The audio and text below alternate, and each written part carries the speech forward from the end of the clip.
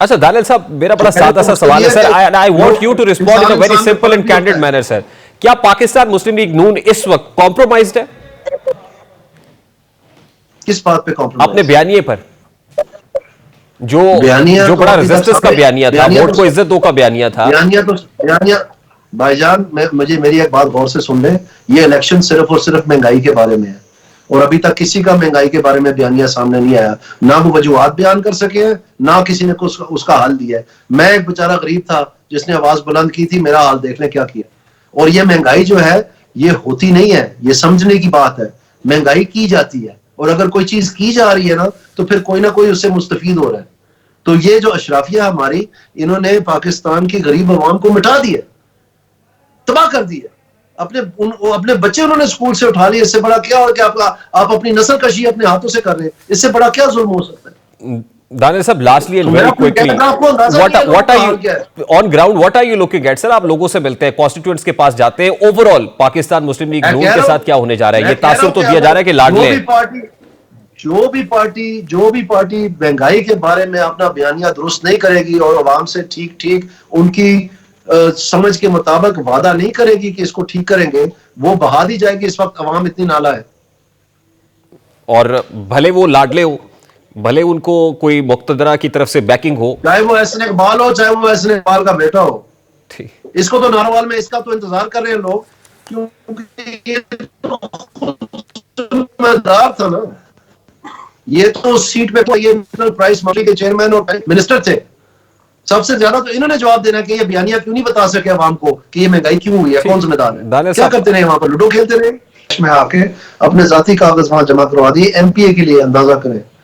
और इस बात से कि अगर मुझे हटाएंगे तो फिर पार्टी को बहुत बड़ा नुकसान उठाना पड़ेगा। तो अपनी जिद पूरी करने के लिए, अपने बेटे के लिए, उन्होंने कहा कि जी मैं फिर इस्तीफा दे दूंगा बाद में और अपने बेटे को फील्ड करूंगा यहाँ पर। तो पार्टी ने उनको कही ये बात कि अगर आप 2 सीटों पे जीत भी गए, फर्ज करें कोई अल्लाह की तरफ से कोई मेहरबानी होगी आपके ऊपर, तो फिर पाकिस्तान मुस्लिम लीग नून अगर चीफ मिनिस्टर के लिए या प्राइम मिनिस्टर के लिए उनको वोट दरकार है, तो आप एक ही हलफ उठा सकेंगे। तो दूसरी सीट तो फिर नफी में जाएगी। तो इसका मतलब ये, आप जीत भी गए तो फिर भी पीएमएलएन का जो है ना नुकसान होना है। तो आप क्यों ये रद्द कर रहे हैं? क्योंकि आपको तो फिर बाई इलेक्शन होगा 3 महीने बाद, उस वक्त तक तो ये सारे फैसले हो चुके होंगे। तो पार्टी को तो एक एक सीट करीब अजीज है। तो आप ये क्यों करें? उन्होंने कहा कोई बात नहीं, एक सीट के लिए कुछ नहीं होता। तो पूरे जिले को उन्होंने उलझन में डाल दिया। अच्छा, एक अननोन आदमी, देखिए मसला था प्रोविंशियल सीट के ऊपर। आप जिन साहब को चाहते थे कि टिकट दिया जाए, उस पे एहसन इकबाल साहब चाहते थे उनके साहबजादे को टिकट दिया जाए, जो अहमद इकबाल साहब है, और आप ये गालिबन को साजिद साहब है जो आप समझते थे उस कॉन्स्टिट्यूंसी से उनको टिकट मिलना चाहिए। अब उनको तो नहीं मिला जो आप जिनको आप बैक कर रहे थे, लेकिन साथ ही साथ ये भी हुआ कि अहमद इकबाल को टिकट नहीं दिया गया। उस पर एहसन इकबाल साहब खुद प्रोविंशियल सीट के ऊपर कूद पड़े हैं।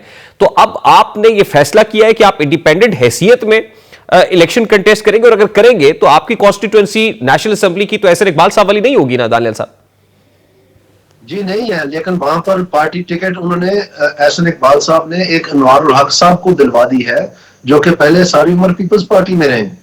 और उल्टा वो मुझे कह रहे हैं, हैरानगी की बात आप देखें कि मुझे कह रहे हैं कि मैं बिलावल साहब की जुबान बोल रहा हूँ, जबकि खुद वो जिस आदमी ने ना कोई इंटरव्यू में गया है नेशनल असेंबली के लिए, ना उन्होंने कोई किसी किस्म की उसमें एप्लीकेशन डाली, ना कुछ किया, तो उनको जो है ऊपर से जो है ना विराजमान करके तो उनको टिकट दिलवा दी है। तो जाहिर बात है, फिर उन्होंने तो यहाँ पर कभी एमएलए का इलेक्शन लड़ा भी नहीं, और ना ही उनकी कोई ऐसी खिदमात है पार्टी के लिए, ना ही ऐसी कोई उनकी काबिलियत है जिससे पार्टी को बहुत अहमियत थी कि उनको जैसे कभी फाइनेंस मिनिस्टर को कहीं से इलेक्ट करवा देते, सेनेटर बना देते हैं। इस तरह की भी कोई बात नहीं है। तो एक जो डाई हार्ड वर्कर था पार्टी का, जिसमें काबिलियत भी है, जो मिडिल क्लास का आदमी है, जिसपे करप्शन का कोई दबाव नहीं है, जिसकी खुद एक सियासी साख है, तो मेरे जैसे लोग जो प्रोफेशनल हैं, हम तो बहुत सारे लोगों को थ्रेटन कर देते हैं। वो तो घबरा जाते हैं मेरे जैसे को देख के, क्योंकि उनमें खुद में काबिलियत होती नहीं है, जैसे मैंने अभी साबित कर दी है। ये जो प्लानिंग कमीशन ऑफ पाकिस्तान है एहसन इकबाल साहब के नीचे, इन्होंने बताया था, इनका काम ही ये होता है कि ये आने वाले जो अदादो शुमार है उनका अंदिया दे, अंदाजा दे। तो इन्होंने कहा कि महंगाई पाकिस्तान में 11.5% पे जाएगी प्लानिंग कमीशन में, जब ये वजीर थे, और उलट जो है वो 30% भी तजावज कर गई।